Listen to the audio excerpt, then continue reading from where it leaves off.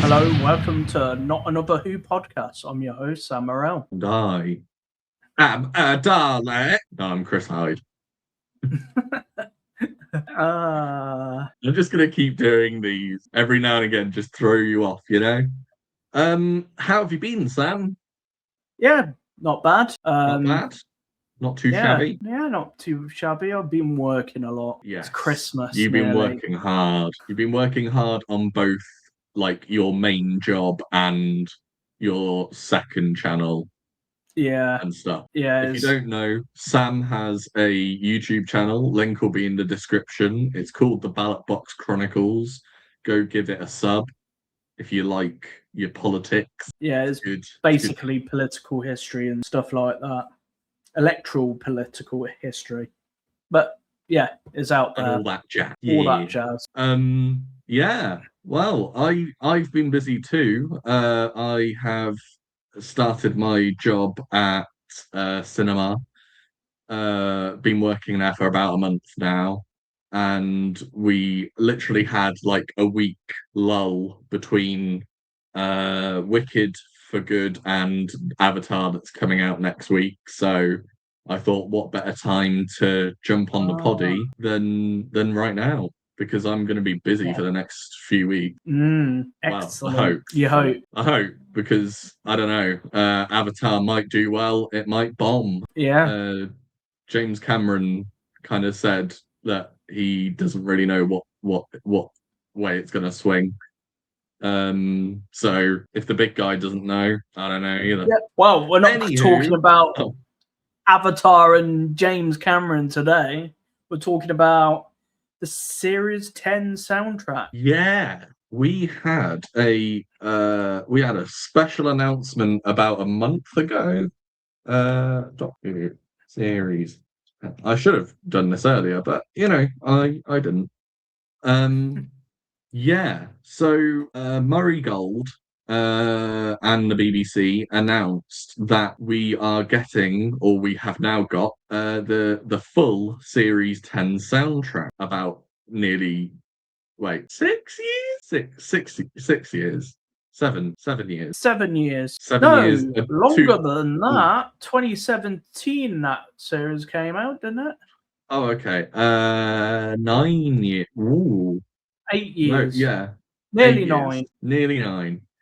About 8 years too late, but you know, better late than never. Yeah. And we have the track listing. So there's, on disc 1, you get The Return of Dr. Mysterio, which is an episode that's not worth talking about. But then you get the first half of Series 10. So you get everything from the pilot episode to the Thin Ice to the one with David Suchet. I can't remember that episode. You know which one I'm talking about. Yeah, I know what you're talking about. Oh, we call ourselves Hoovians. I know. Series 10 is one of those blind spots for me. Knock, knock. That's it. Who's that? Doctor Who. Anyway. And then you get and you get like the Pyramid trilogy, all those ones. Yeah. And then in disc 2, the Monk trilogy. Yeah. Yeah, the weird one. Trilogy. Then you get the second half of Series 10, up until the Doctor falls, and then you get Twice Upon a Time, which is a very mixed episode. It's good in some places, bad in others. It's okay. It's doable. But yeah, we are wrapping up our Series 1 retrospective today. We are on the last 2 episodes of Series 1, and I have to say, I have been looking forward to this. It's been such a I know we've had a gap where, you know, we didn't do it as a full thing. We just sort of broke it up into sections. But these 2 episodes are, would you say, the icing on the cake for Series 1? Yeah, it is god tier of finales of this era, I think.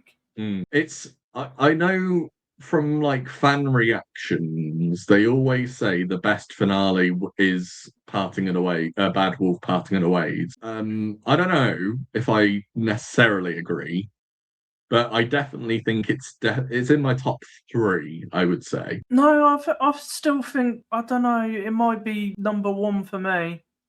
Maybe number 2. Really? Series 4 is up there. We'll have to do a See, ranking one day. yeah, that's the thing, is we need to definitely do a finale ranking at some point, Yeah. because it's difficult for me because I love series 1, I love series 2, and I love series 4 finales, and I also love series 5. And then they go downhill from there.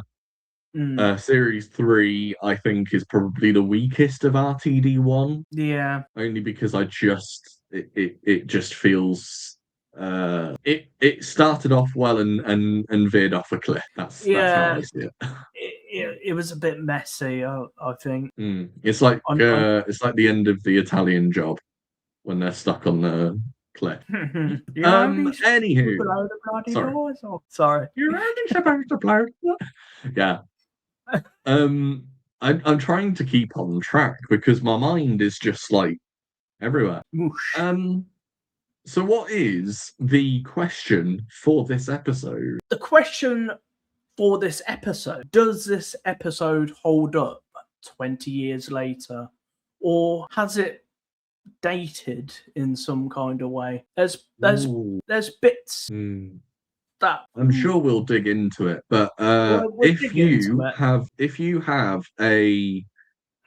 a thought on this, leave your comments in the comments below, and let us know your thoughts on series 1 as a whole. Because it's 20 years since it first was broadcast. So let us know your thoughts on series 1 as a whole, and on this finale. Do you think this holds up 20 years later? We will get into it.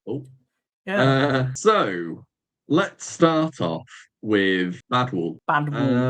So I will give a brief synopsis of the episode, and then we'll get into talking.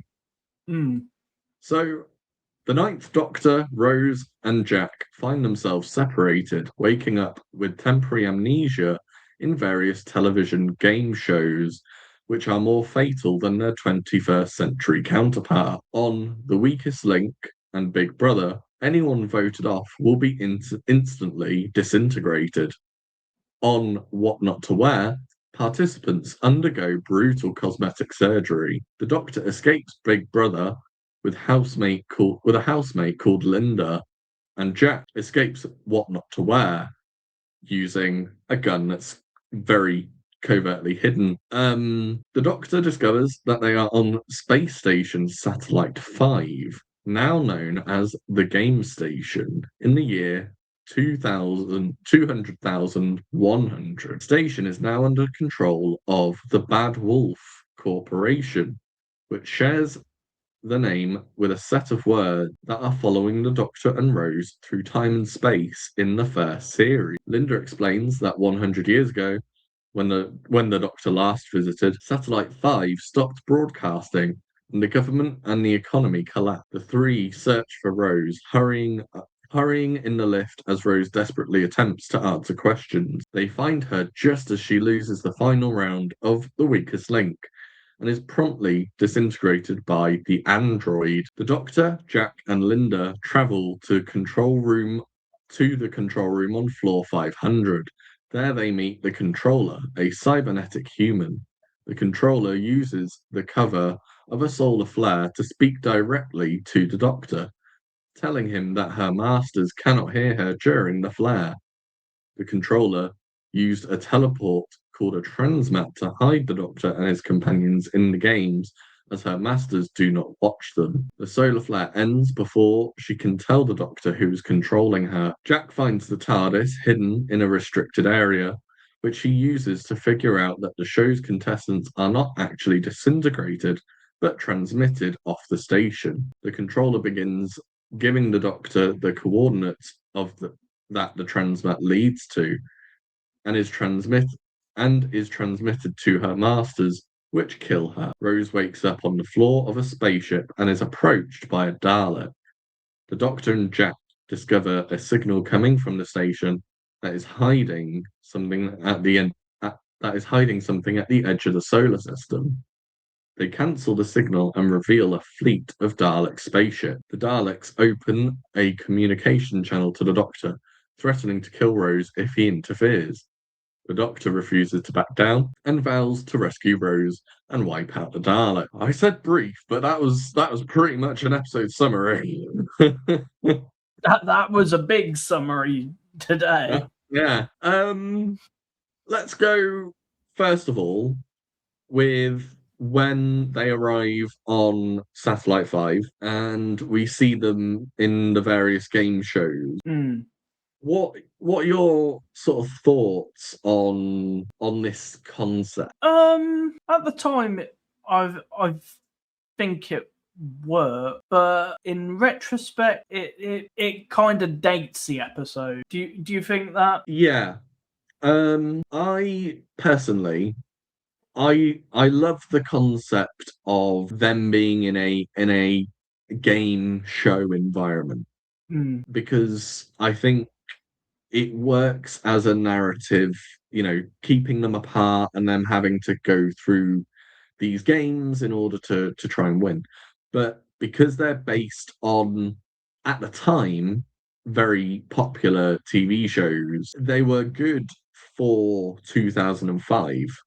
Although, yes, The Weakest Link has had a resurgence and Big Brother is still, for some reason, a show worth watching. I don't think anyone really watches it. I don't think it does. I think it's on Channel 5. Yeah, it's for some reason it gets viewers.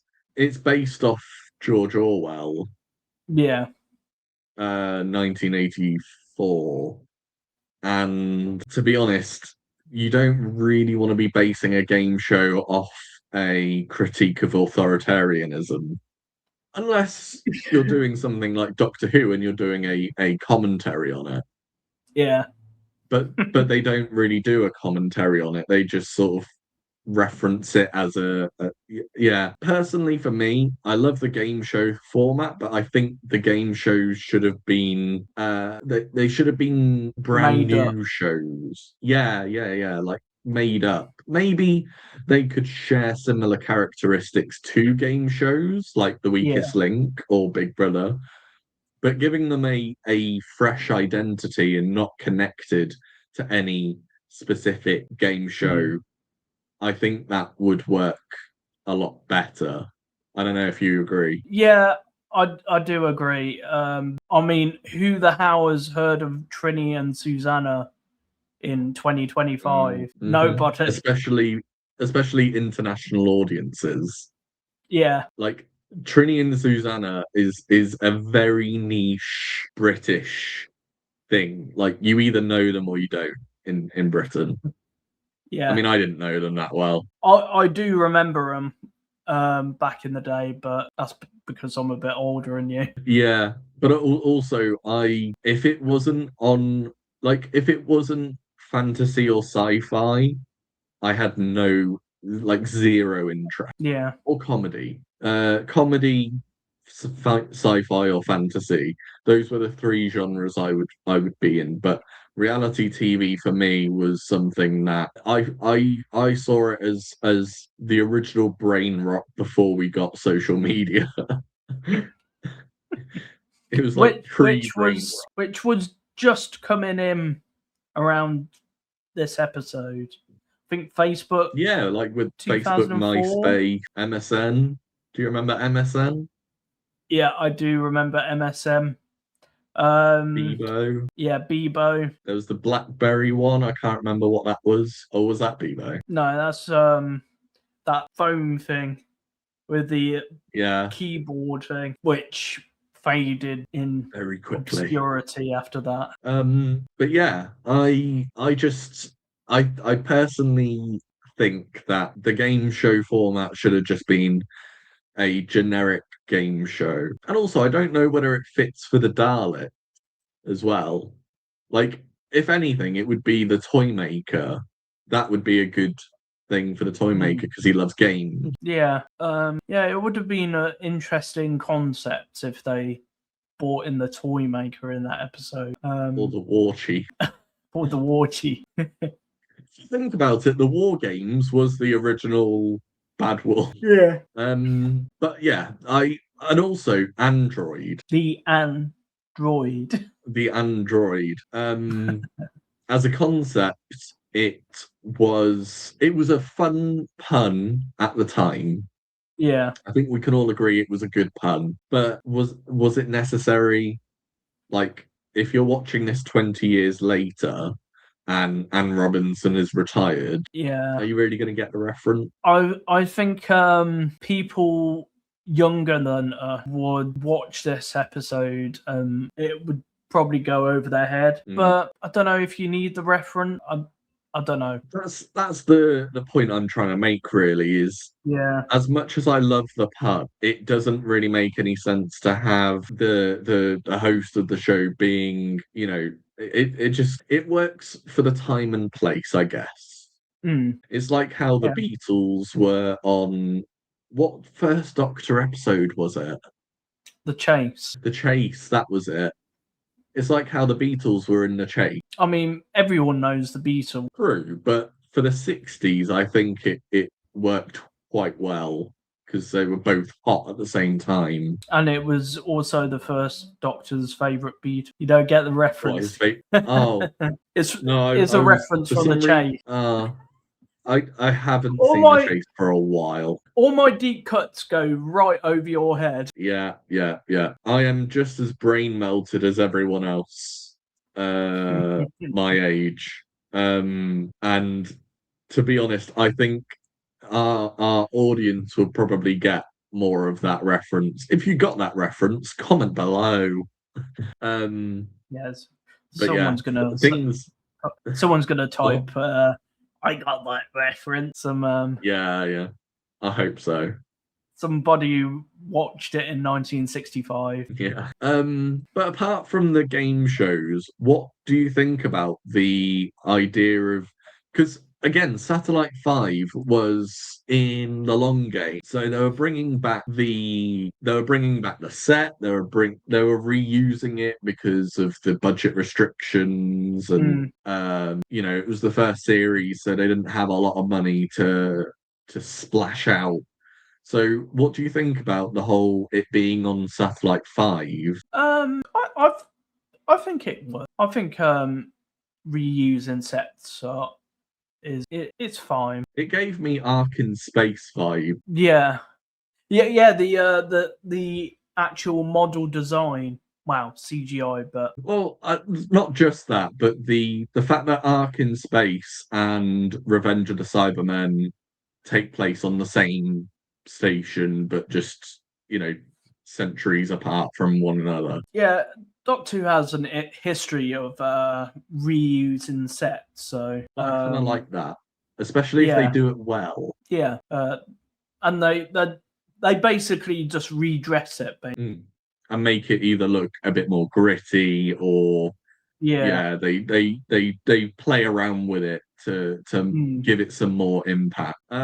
Obviously, we've got the housemate Linda. What did you think about her as a potential? Because I think she's like the first potential companion that gets killed off. Is that Linda with a Y? Yeah. Yeah, she gets zapped by that beam. Well, I think she gets sucked out because the Daleks exterminate the window, and she gets kind of. Oh no, I'm thinking of the woman in the Big Brother house. Oh, Linda with an eye who gets disintegrated. Yeah. Yeah. I just got them mixed up.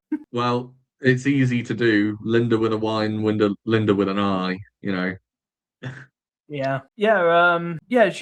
She's a good character. I would have liked to see more of her if she wasn't killed off. Do you think she would have traveled with the Doctor? Out of all the potential companions, I felt like she was the weakest because she didn't have. I felt like to be a companion and even to be a potential companion, you need to have like a. I mean, first of all, she has a bit of annoying personality.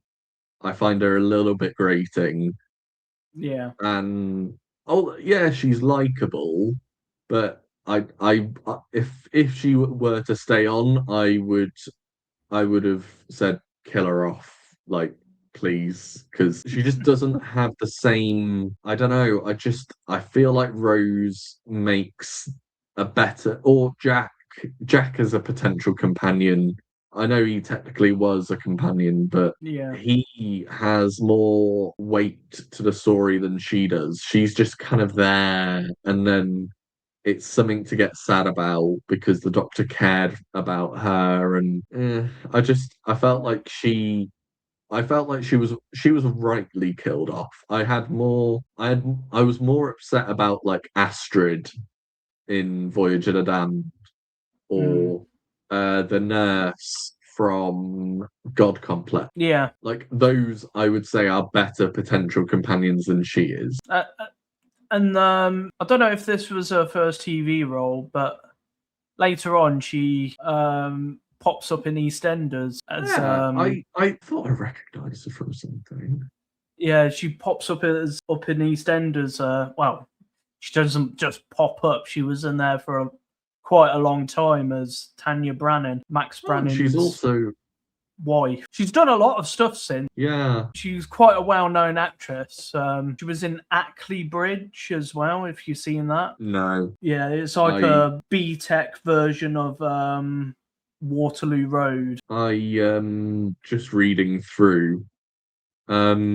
She was also in the BBC crime drama series Shakespeare and Hathaway, which is filmed in Stratford upon Avon.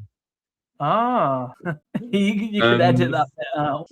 I'll what I'll do, I'll edit out the bit. I'll just go, oh, she was in Shakespeare and Hathaway. You go, oh, and then cut, cut all of that. Joe Joyner, her name is, Yeah, that's or uh, Joanne Joyner, Joanna Joyner. Joanna Rowell. No, No. no. Anyway, moving on. Yeah, I liked Linda, but I don't feel like I would have wanted her to stick around more than she did. I think she Hmm. serviced the story quite well, gave weight to the Doctor. Yeah, fine. Yeah. Well, she needed to get to Albert Square and become Max Exactly. Brannan's Dirty Den. wife. That's all I know about EastEnders. Someone's called Dirty Den. Yeah, I watched it back in the day. I haven't watched it in years, to be I honest. mean, who is watching, let's be honest. The BBC are rapidly losing people. Uh, Anyway, we're yeah. on a. I like the aspect of the Daleks being behind the scenes, but because I know that they were using the humans to rebuild their army, which Yeah. I don't know whether that goes against the Dalek concept. Do you think the Daleks are used effectively as a post-Time War threat, or I mean, are we comparing this to the episode Dalek? Because what do you think? They make an effective comeback in this series after about 17 years. I think that they were more effective in the episode Dalek than they were here, and that's mainly because I mean you know, and anyone who watches NAWP knows that the Daleks are my favorite of the big three. I Mm. love those shouty boys. So for me, I loved the Daleks' return in Dalek, but in this one, I kind of feel it goes against the pure, like the Daleks are meant to be an allegory for Nazis. Nazis were all about Aryan purity and all that voodoo gobbledygook. Yeah. So for me, the Daleks are meant to be about purity. So them converting humans into Dalek, it's an angle that is interesting, but it could have been explored a bit more deeper than it did. Now I'm going to. I do love him. I love the variants. Oh, also, so if you knew the toys, this is a remote control Dalek. I've done a bit to the iStore, put some blue So I stick on used to there. have one of them. I had the battle set, so I had both. I had this one and I had the other one, and they were meant to exterminate one another. Now, this never features in the episode, but it has a very interesting backstory where this was meant to be a major part of the finale. Yeah, I think I know where you're going on this one. It's called Dalek X, or the Inquisitor General, and it was basically like the second in command to the Emperor. But for some reason, between the episode being filmed and the toy, because the toys I think were like there was a year in advance before they were released. So this was meant to be part of the episode, but for some reason it was cut. And there's never been a full explanation as to why it was cut. But for some reason, we got this Dalek variant, and all I can find online is the fact that it's Dalek X, the Inquisitor General, and it was to have some meaning in the finale. Yeah, but I love that variant as well. That could have been a really good Supreme Dalek. Yeah, it would have been great if we would have seen that aspect of the Dalek hierarchy. Yeah, because I think that's what's missing from the Dalek hierarchy in New Who. It is not really a hierarchy in most stories in New Who. They swap and change. Like in the classic era, you had the Supreme Dalek, and then you had the Emperor Dalek. That was the hierarchy. There was just two main bad boys. In the New Who era, you had, I mean, Dalek, which was never used. You get the Emperor in this episode, and I have to admit, the Emperor, the model is just that is a good Emperor design. And the doesn't voice really do anything. And the voice as well. Yeah, that it sends shivers down my spine every time I listen to it. Yeah. It's so good. In the Next Time trailer, they survive through me. Hear that? I am the god of all Daleks. They survive through. The Next Time trailer. I was like on the edge of my seat. What's going to happen? Sorry, go ahead. Yeah. I thought it was either the Dalek Emperor or some monstrosity, which is like mutated Davros or something like that. And he just got like mutated during the Time War or something. I mean, in a sense, it did, because it went completely insane. It was mixed in with human DNA, and they messed around with the purity of the Daleks. So yeah, in a sense, it is a mad god, but yeah, that voice is just like. So I'm currently testing Dalek voices at the moment, and I'm literally using the Emperor Dalek dialogue to get myself in the frame for doing the Dalek voice. It's so good. You should contact next Nick Briggs. I should, yeah. See if he Try and can get him give you involved. yeah, or get him involved, or if he could give you a few pointers, maybe. Well, I don't have a what's it called? Ring modulator. So I'm literally using this and software. But I do want to make it more authentic. Yeah. And I also want to try doing classic Dalek voices as well, because I love the classic Dalek. Anyway, sorry, completely different tangent. Yeah, Dalek hierarchy. I mean, we get four Dalek guards, Emperor Dalek guard. Yeah. And two of them, one of them has a buzzsaw, which is literally my phone background is the one with the buzzsaw. Because I'm a nerd. I'm such a nerd. Yeah. We get one with a buzzsaw, and then we get one with a sonic blaster, which is cool, but they were never released as variant figures. We never get a buzzsaw or the other one, and it's a shame. It's a damn shame. But we did get the assault Dalek. Now, do you want to talk about the assault Dalek? Remind me. You know when they are trying to cut the door down to kill yeah. Linda, and he's got the claw. The claw. Yeah. Yeah. The claw. That is.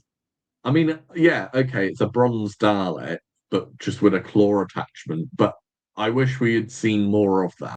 Yeah, we didn't get to see all these little variants of their sink plunger, or just unique color schemes. I love it when you see like a black and gold Dalek, or I mean, Dalek Sec was amazing. We'll get to him when we get to him, but Dalek Sec was next year, literally.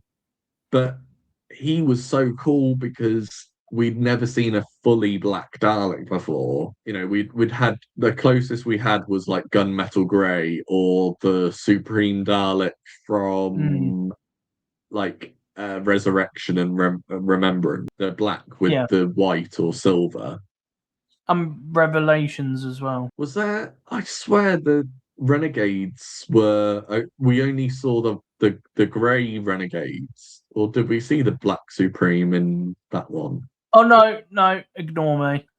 Yeah, no. That's why I thought Resurrection and Remembrance. We definitely see a Black Supreme, but in Resurrection it was white. I've literally got him right up there. Yeah. Because it's my favorite Dalek story of the classic era. Spoilers. And then in Remembrance, he was black and silver because he span around listening to Kylie Minogue.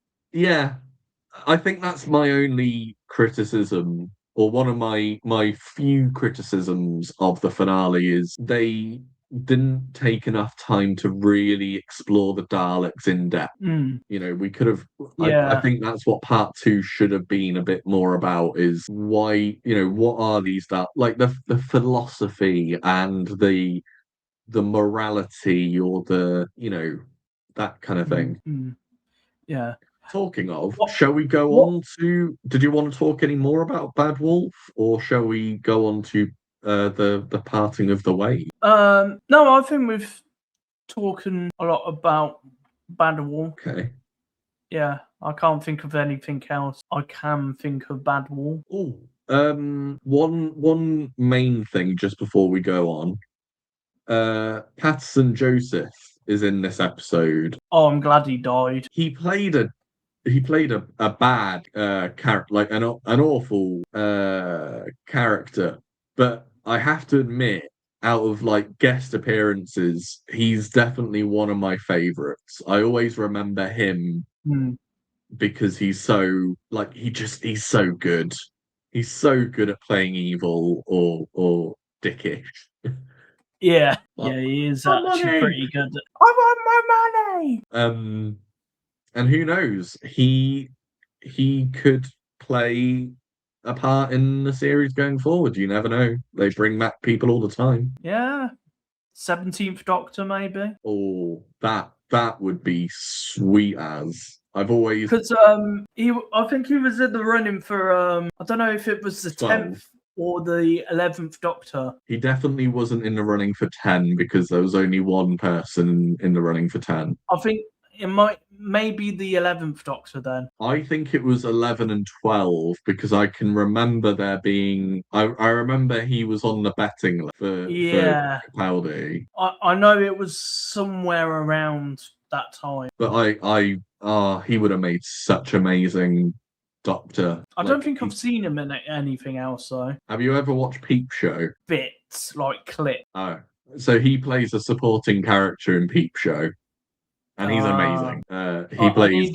I need to actually sit down and watch that. Go on. It's so funny. It's so funny. And he plays one of my favorite characters, Alan Johnson. Such a stupid name, but yeah. He's an Sounds amazing like a politician. He basically is. He's one of those archetypes where he's a typical Tory. I was gonna say, is he a Tory? Is he one of them Cameron Tories from like the 2010s or whatever? Yeah. But like pre-Cameron, but basically one of those. Yeah. I know what you. Yeah, he's just got that aura about him. Yeah. So let's move on to Parting of the Ways. Now, I will. It's funny. I was just because I'm looking at the Wikipedia article because I am bad at research. And no, I won't mention it. I don't want to get political at this time of year. Anyway, the Parting of the Ways. The Ninth Doctor pilots the TARDIS to rescue Rose from the Dalek. The Doctor discovers that the Dalek Emperor survived the Time War and that it rebuilt the Dalek Empire, the Dalek race, by harvesting DNA material from kidnapped humans. These Daleks, driven insane by their own genetic impurity, have developed a concept of blasphemy and worship the Emperor as a god. The Doctor, Rose, and Jack escape. Returning to the top floor of Satellite 5, the Doctor attempts to create a device called the Delta Wave, which will destroy the Daleks, but also life on Earth. Jack manages to delay the Daleks reaching the Doctor. The Doctor tricks Rose into going inside the TARDIS and remotely directs the TARDIS to return Rose back to her home to keep her safe, asking her to abandon the TARDIS and forget about him. The Daleks invade the station, killing everyone in their path. Rose grows despondent at being trapped on Earth, while the Doctor fights the Daleks. She notices the words Bad Wolf, which also exist on Satellite 5 on her estate, and realizes that they are a message rather than a warning. She convinces her boyfriend Mickey and mother Jackie to help her open the heart of the TARDIS. Mickey uses a truck borrowed by Jackie to pull the panel on the console open, and the light from the heart to the TARDIS passes into Rose's body. In the future, the Daleks reach the top of Satellite 5, killing Jack and Linda in the process. Oh yeah, she dies in this episode, not Bad Wolf. Killing Jack and Linda in the process. The Doctor cannot bring himself to activate the Delta Wave, but before the Daleks can kill the Doctor, Rose arrives in the TARDIS, having absorbed tremendous powers from the TARDIS. She spreads the words Bad Wolf throughout time and space as a message to lead herself there. Rose disintegrates the Dalek fleet, killing the Emperor, and resurrects Jack. To save her life, the Doctor absorbs Rose's powers from her, causing him to start dying. He and an unconscious Rose leave in the TARDIS before Jack can get back to them. Inside the TARDIS, the Doctor regenerates into his 10th incarnation. Whew, that was a wordy one. So, thoughts on this episode? What do you want to? How do you want to start this off? Do you think this is a good final episode for Christopher Eccleston? As a performance wise, yes. Performance wise. This is the strongest performance Eccleston gives in the entire run. The only other great Well, he has a great, solid performance throughout. I don't think Yeah, he's ever dropped a ball in no, series he one, hasn't. and that's a testament to him as an actor.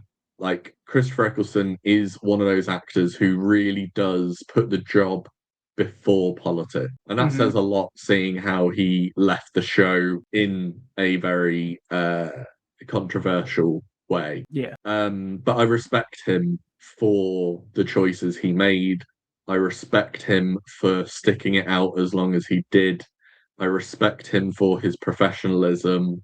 And I respect him because without him, I don't think Series 1 would have been as effective. And this, as we said earlier, this is icing on the cake. Mm.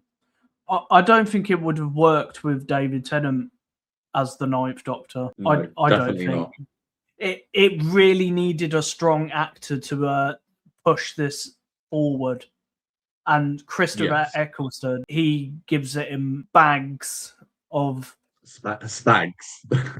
bags, bags of There we like go. energy and charisma.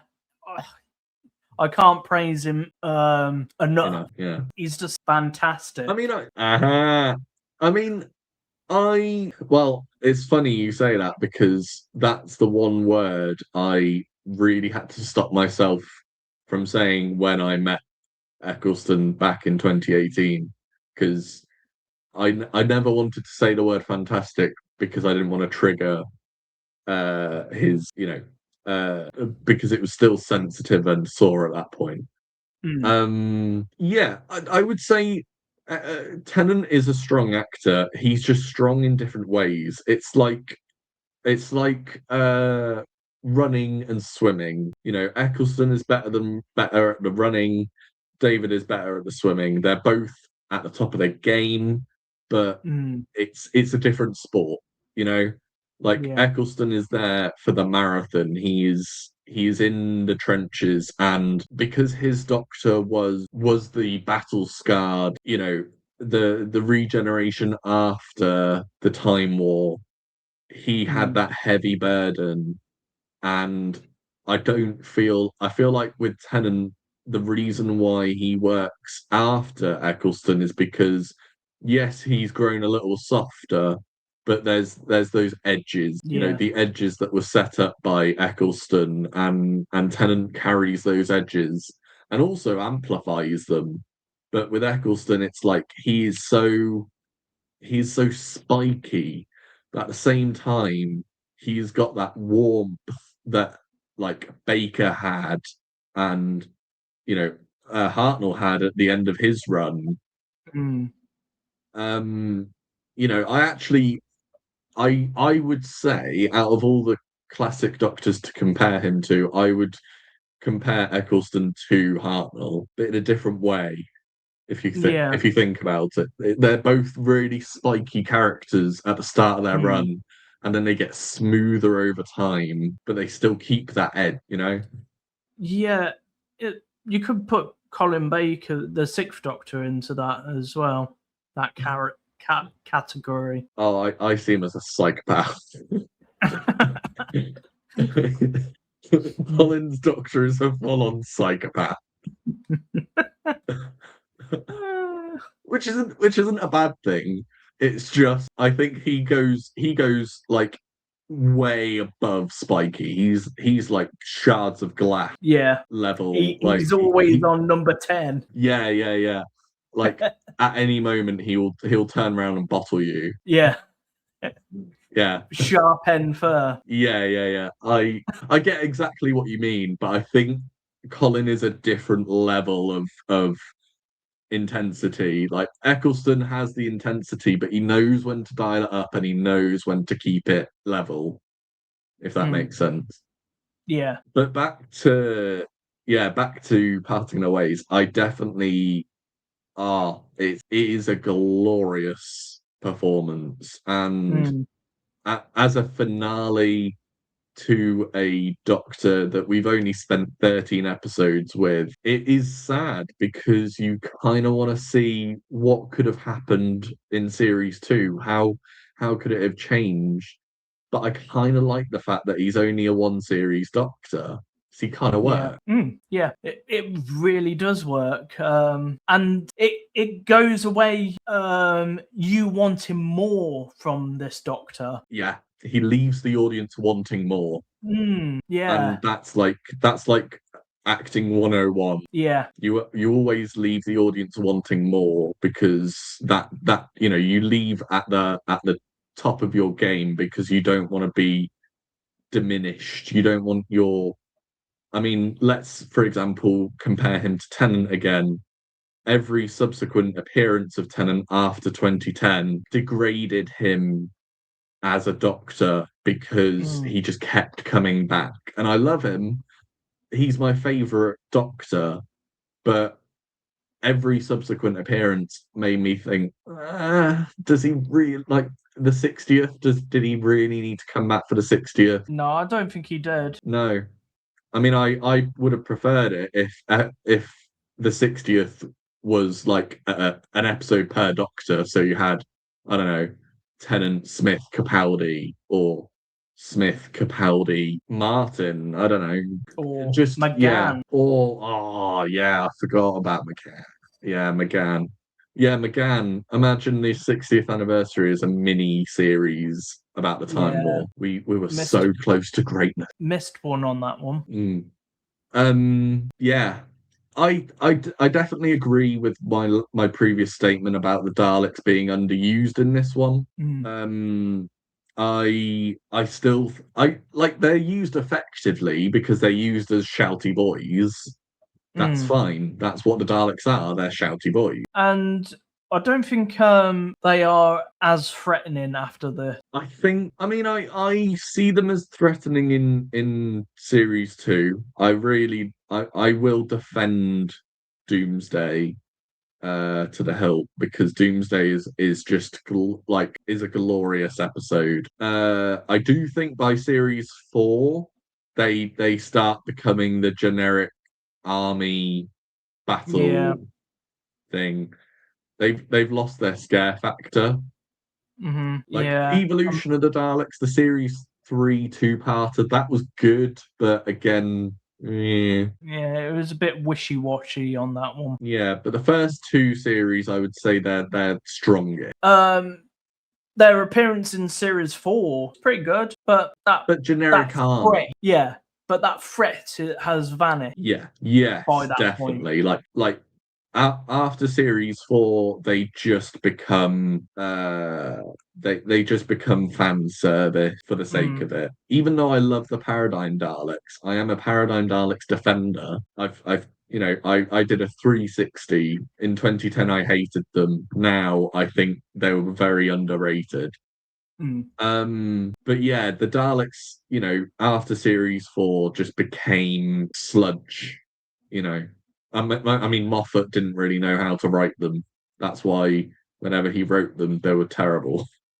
I think Chibnall did a fair crack at writing Dalek stories, to be honest. I mean, we'll get to him. We have already talked about Eve, and I personally think Eve is the best of his Dalek stories.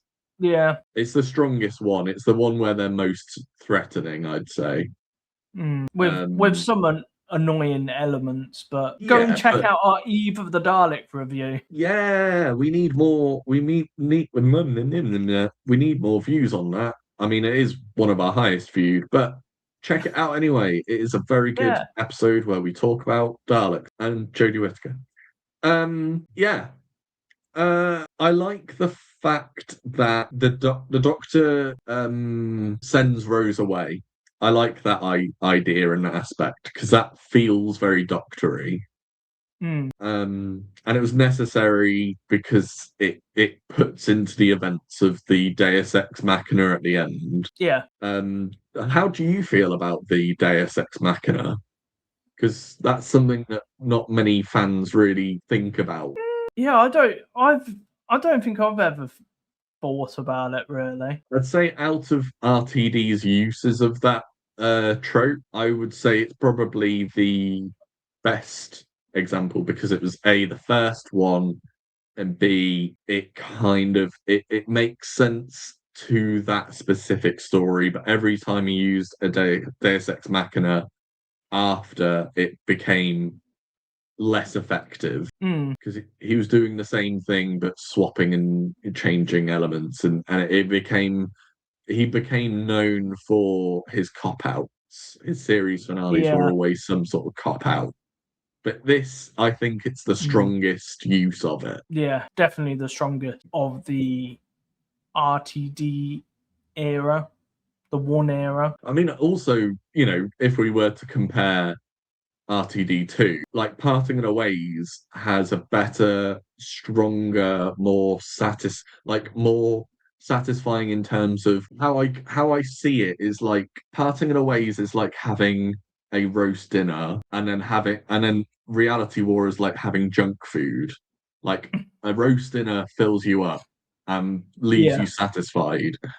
Junk food is fine, but it's not sustainable. It's not No, nutritional. It's not giving you anything. you crash after a couple of hours. Yeah, or mid-episode, as we were. Mid-episode in our case, just pulling our hair. Yeah. That's the way I try and compare. I use food as an analogy because Yeah. it's a good. I also love the idea of setting Jack up as this immortal being, and he's immortal because of the whole time and space shenanigans. I mean, it is a shame about the actor, and I don't know whether to go into that really. No. I Oh, feel like too many people have already given their opinions. yeah. They've given them their 2p. Yeah, and I don't really have anything to add to the situation apart from there's freedom of speech, freedom, but there's no freedom of consequence. Yeah. You are held to your actions. But Jack as a character, I think, was one of the most effective characters out of series one, and I love the fact that he's set up as this immortal being. It's played so much better in Torchwood because we expand upon it, but seeing him come back and go to try and find the Doctor and Rose and they've gone is great. What about the Yeah. hologram scene? Sorry. Oh, the hologram scene. Oh, it just sends chills through me every time I watch it, especially I when love he the turns. music. Yeah, and Murray Gold's music. We haven't talked about the music in this episode. It is absolutely fantastic. It's just The like, Dalek theme. it I is like absolutely love the Dalek theme. gold.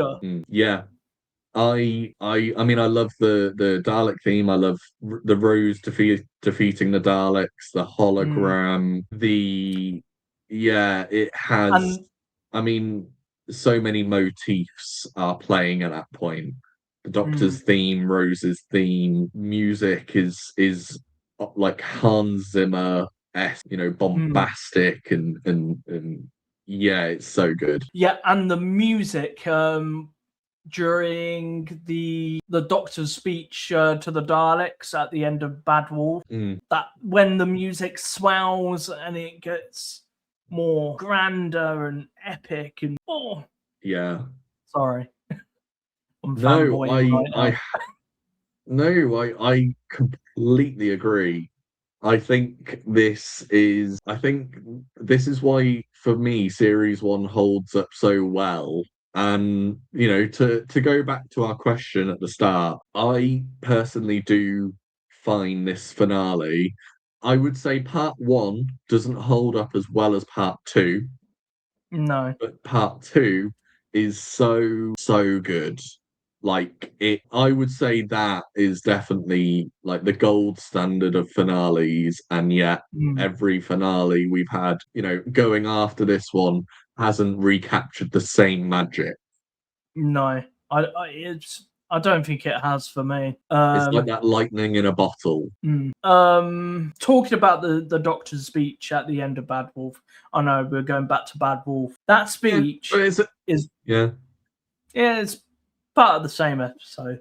But that speech is possibly my favourite Doctor Who speech in all of Doctor Who. Really? Okay. Yeah, it is just like it just sends so many emotions while watching that episode back then and watching it now, and Christopher Eccleston's line delivery in there, and the passion he brings to that. It's almost Shakespearean.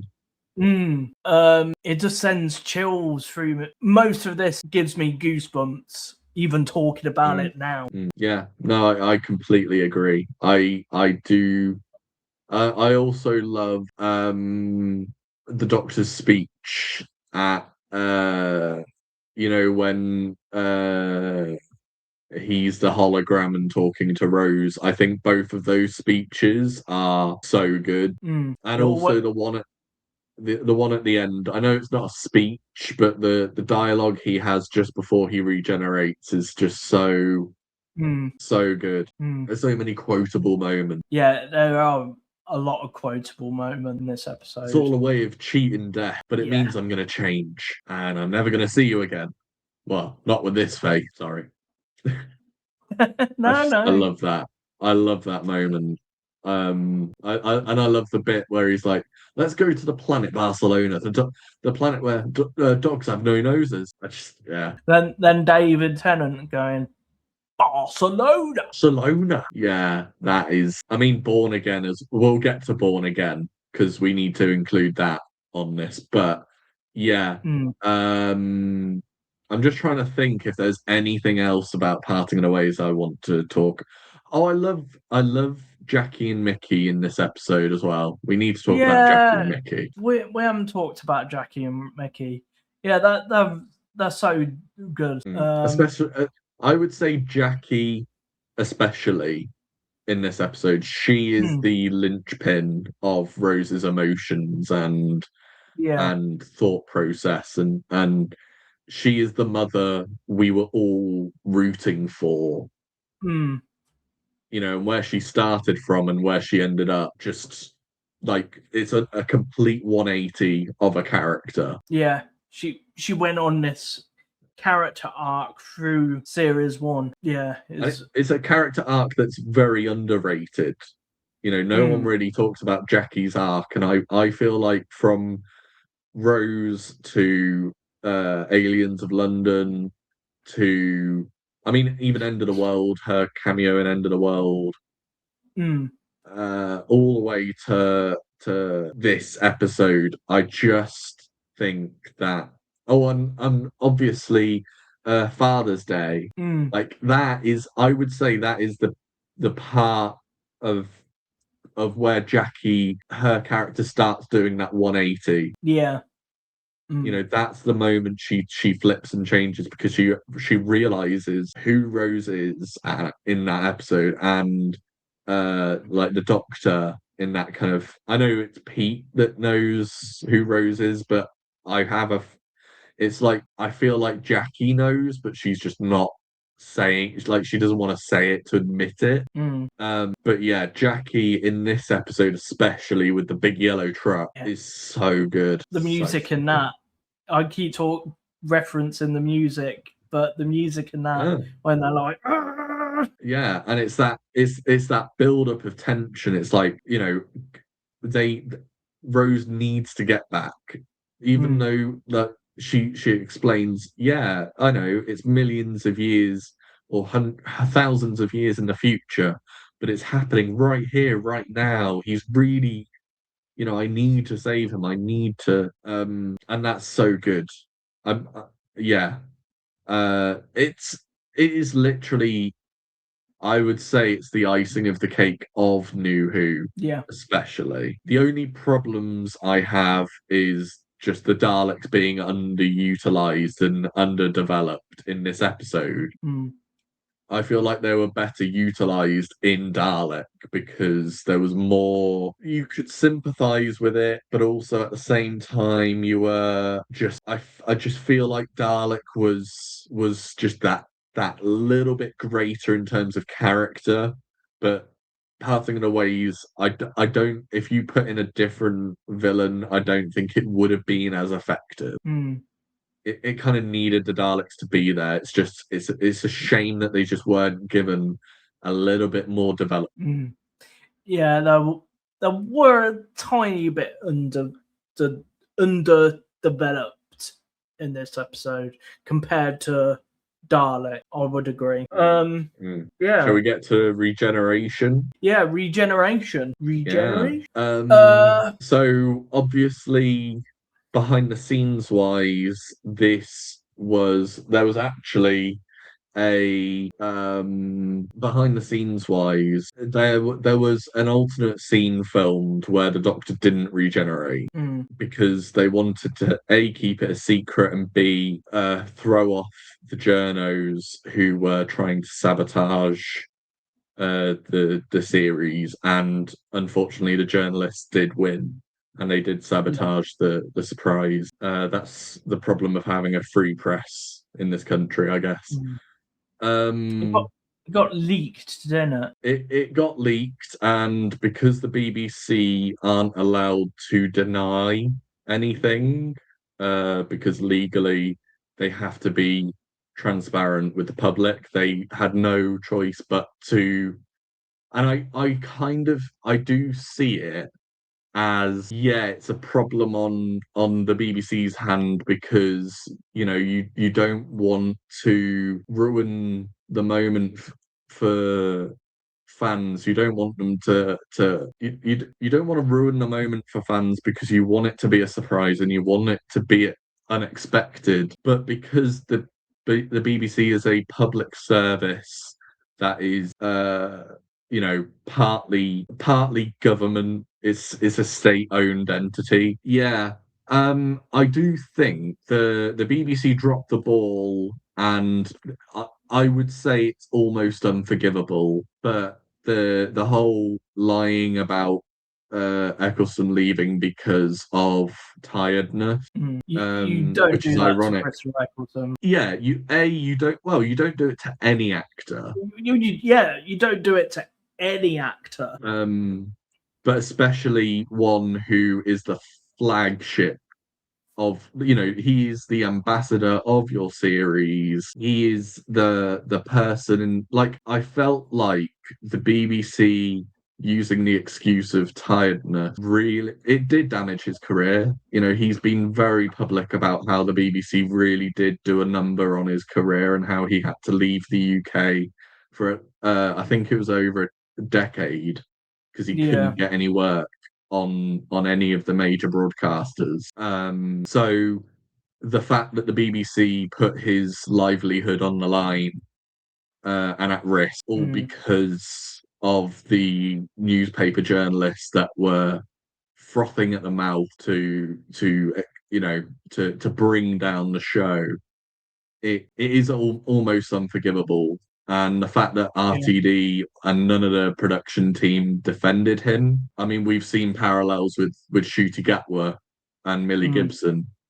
The fact that the production team literally threw them under the bus because they didn't want to spoil anything. They didn't want to reveal anything. They didn't want to just be decent people. And that's what annoys me about RTD and the production team at Bad Wolf, is that they brought back Doctor Who, they revived the show, and they gave the show its meaning and really solidified it as this cultural juggernaut in the 2000s. But they are spineless cowards. That's all I've got to say. No, I completely agree with you on that.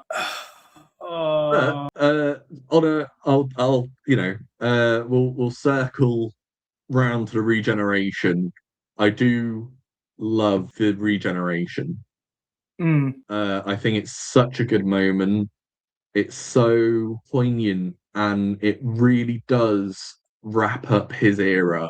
It really, it's just also it genuinely makes me tear up as well Oh yeah, same here. because you don't want him to go, and Mm, you know it's. I mean, as a veteran, as someone who has seen that episode multiple times, you know it's coming, and you don't want it to happen. It's like watching the Titanic hit an iceberg. mm, You don't want it to hit the iceberg.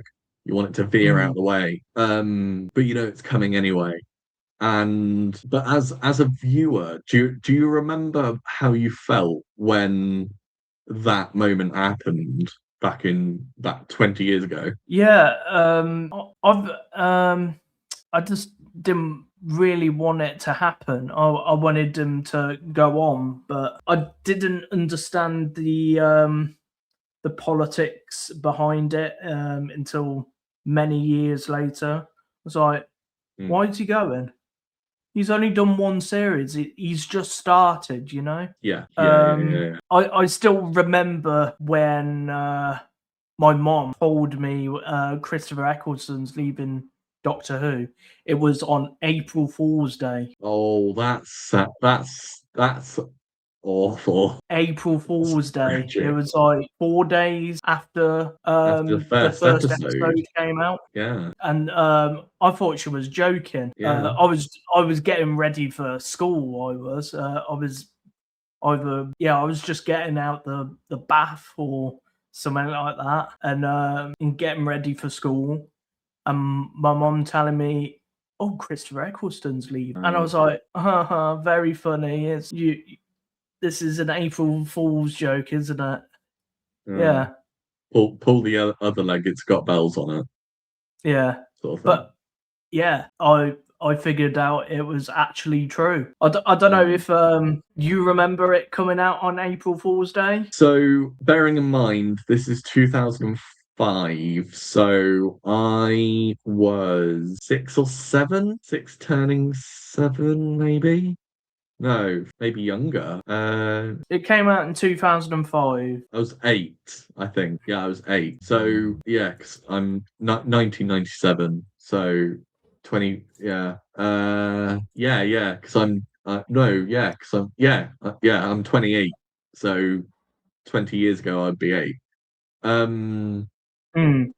So like with you, I wasn't aware, and I don't remember being told that Eccleston was leaving. Mainly So because was it? my parents weren't Doctor Who fans, so they had well, my mum uh wasn't a Doctor Who fan, but she knew about the show, but she wasn't heavily invested to the point where she would tell me anything newsworthy. And my dad was couldn't give a flying flamingo about Doctor Who. So I Mm, had no exposure to him leaving. yeah. But I think that actually worked in the show's favor. It worked in its favor for me because it was I got the gobsmacking what is going on moment. Like Yeah. that was the like what like how can he just because I started watching in 2005, so I had no prior knowledge of the classic era. Mm, Like I didn't even know the classic era existed. I just thought this was because it was series one. For me, it was series one. So I was assuming this was a new show, and I don't think I was really told that it was a show coming back from cancellation. So for me, that regeneration was more effective because I wasn't expecting it, and as a viewer not expecting it, it caught me off guard, and that surprise was still intact for me.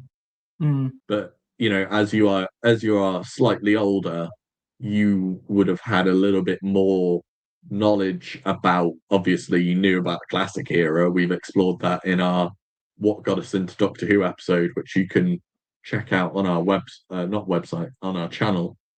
Um yeah, like I was so gobsmacked, and mm, I remember feeling, I mean it felt sad because I really liked this doctor, and he was the Doctor. Like I always say, the 10th Doctor is my favorite, but the Ninth Doctor is my first. Like he is my gateway in.